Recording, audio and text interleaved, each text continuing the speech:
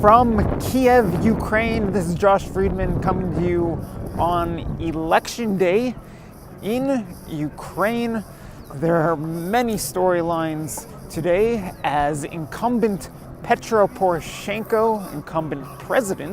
Poroshenko takes on challenger Volodymyr Zelensky, who is a comedian and actor by trade and who actually plays the role of a teacher who becomes president in a very popular Ukrainian television show. And today, on April 21st, 2019, the day of the runoff election here in Ukraine, Zelensky is heading in as the favorite. Some polls showed that Zelensky held a commanding lead going into today's vote. There are some polls showing Zelensky would win with as much as 70% of the vote, and other polls were showing that it's a much tighter race and that it's very much up in the air and undecided. But despite Poroshenko being the incumbent, President Zelensky comes in as the favorite. Now, right now I'm coming to you from Kyiv's famous Maidan, which 5 years ago was the site, a little more than 5 years ago, was the site of the Euromaidan revolution,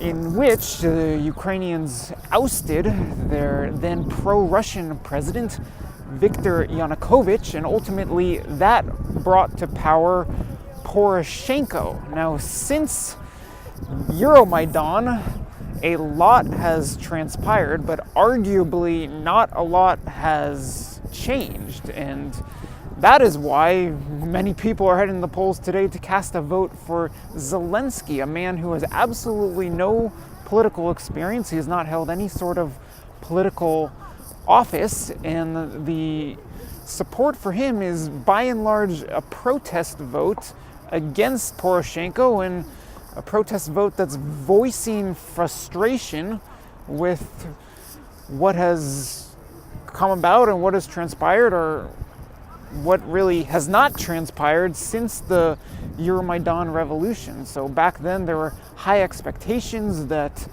after ousting the Yanukovych government, which was considered to be very corrupt, that Ukraine would undergo a lot of reforms, that the economy would improve, that people would be making more money, that the country would become or would start edging closer to the European Union. By and large, a lot of that has not come to fruition. From the Ukrainians who I've spoken with, who said that they plan to vote for Zelensky, pretty much all of them say that they're frustrated with the lack of economic development. Some say the lack of reforms. Most of them say that just nothing has really changed since Poroshenko has become president. Still, Ukraine is, by European standards, a pretty poor country. The salaries here are not very high, and that's really what a lot of voters have on their minds as they go to the polls today, although there's really still so much going on in this country. And one of the things that hasn't changed over the past 5 years really is that there's still a war in the east. So in the Donbas region, there is still fighting in a war that's claimed the lives of more than 10,000 people.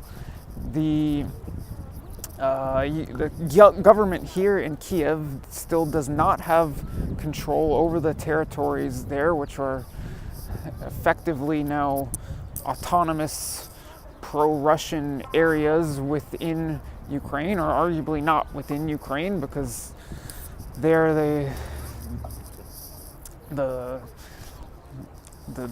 governments, or whatever you want to call them, that are in place there, they still claim to be independent from Ukraine. And the war there rages on in the east, and that's very much been a key policy matter in the race between Poroshenko and Zelensky, which, by the way, featured an interesting debate Friday night. There have been all kinds of quirks to this runoff ever since Zelensky secured about 30% or more of the vote in the first round, which there were a lot of different candidates taking place. So it was a resounding win for Zelensky in the first round. Poroshenko got about half of that, around 15%, I believe. But since then, lots of twists and turns in this 3-week period between the first round of voting and today, which included Zelensky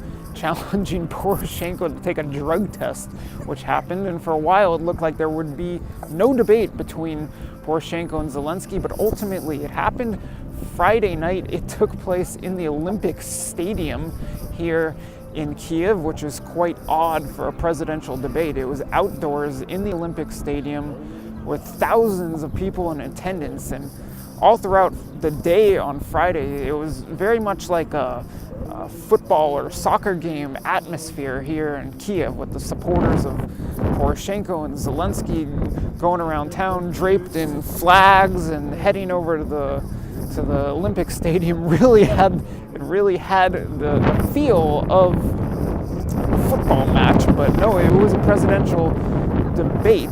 And so, as I was saying, over the course of these 3 weeks, one of the major points, especially that Poroshenko has been harping on, is that the war rages on in the east, and Poroshenko and his supporters are saying that Zelensky is not fit to command the Ukrainian military, especially at a time as such when there's a war continuing to go on in the country. Also, Poroshenko's supporters many of them are very concerned that Zelensky is not fit to be the counterpart to Russian President Vladimir Putin.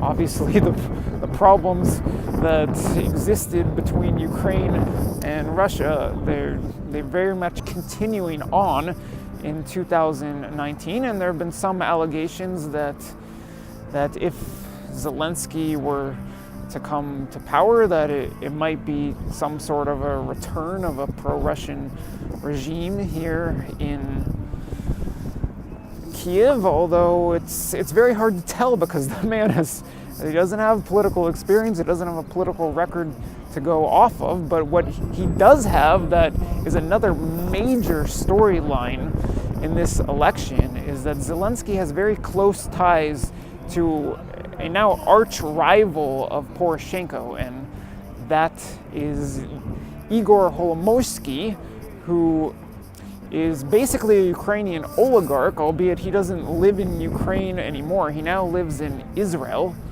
Kolomoisky is the owner of a lot of major assets here in Ukraine, one of which is the television channel that broadcasts Zelensky's show, in which he plays the role of the Ukrainian president. But also, Kolomoisky is a major owner in the major Ukrainian bank, Privat Bank, which a couple years back was privatized by the current government, which is a major dispute between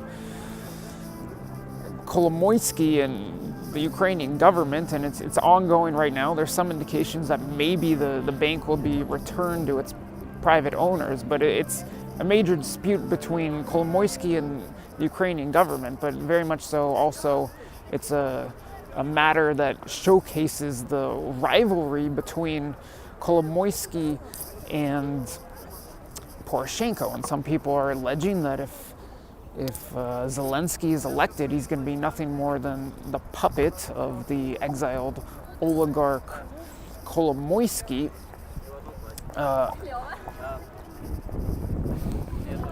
I'm checking, by the way, this is my first time ever using the YouTube live feature. If someone who's watching, and I know we don't have much of an audience right now, but if someone who's watching wants to leave a comment, go right ahead. But anyway, back to the matters of Zelensky and Kolomoisky. So if you go back several years after Poroshenko was elected and became president, he appointed Kolomoisky governor of the Dnipropetrovsk, or as you say in Ukrainian, the Dnipro region.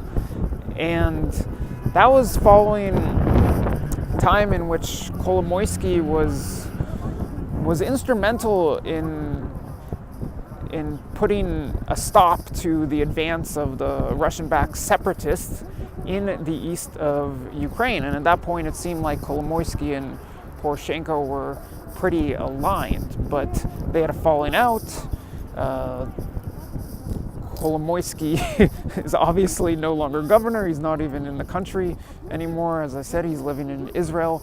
And now a lot of people are alleging that Zelensky is merely a Kolomoisky puppet who could take over the presidency. But at the same time, as I've already mentioned, there are many, many, many people who are very frustrated with Poroshenko, who are very frustrated with the Ukrainian government, who are very frustrated with the lack of reforms and economic progress in the country. So despite some of the mysteries surrounding Zelensky and his interesting ties with an oligarch, there are many people who are ready to vote for him just to vote for something other or someone other than Poroshenko, and to cast a vote for something other than the current system, which is basically a comment that many of them make. I have gone around town a bit speaking with various supporters, and I think I've conveyed their points to you in this report. And later on today, probably tonight, we'll see though, depending on how things are unfolding with the election and the results, I'm hoping to bring on a friend of mine who's an independent researcher here and do an in-depth breakdown of the election, hopefully the results, and a preview of what's ahead for Ukraine. So that's something for you to tune into later. The polls close at 8 p.m. tonight, and the results, they're not going to be immediate, but if it is, say, a landslide for Zelensky or an easy victory for Zelensky, then we may very well know tonight who will be the next Ukrainian president, although I wouldn't expect anywhere near a final tally to be ready for the next day or two. But definitely I'll be reporting back to you at some point tonight, possibly with another live broadcast or possibly with an in-studio guest. We'll see how things play out. If indeed the polls are accurate, then a man who plays the president on TV will become the next Ukrainian president. But we shall see. If indeed there is a surprise and Poroshenko wins, then maybe there's going to be some action out here on the Maidan, maybe some protests. But if Zelensky is the winner, I wouldn't expect anything too crazy here in town. But nonetheless, I will be around the Maidan. If there's action here, I'll come out and film it and deliver it to you. And if there's anything you would like of me from my coverage here in Ukraine during this 2019 presidential election, leave a comment below and I'll do my best to make that happen. So for now, Dziękuję, as they say in Ukrainian, or as I forgot to mention, Zelensky is primarily a Russian as opposed to Ukrainian speaker, which has been another storyline in this campaign. So for the Russian speakers, I will say spasibo for watching, and goodbye for now, and see you later, hopefully with some election results here in Kyiv.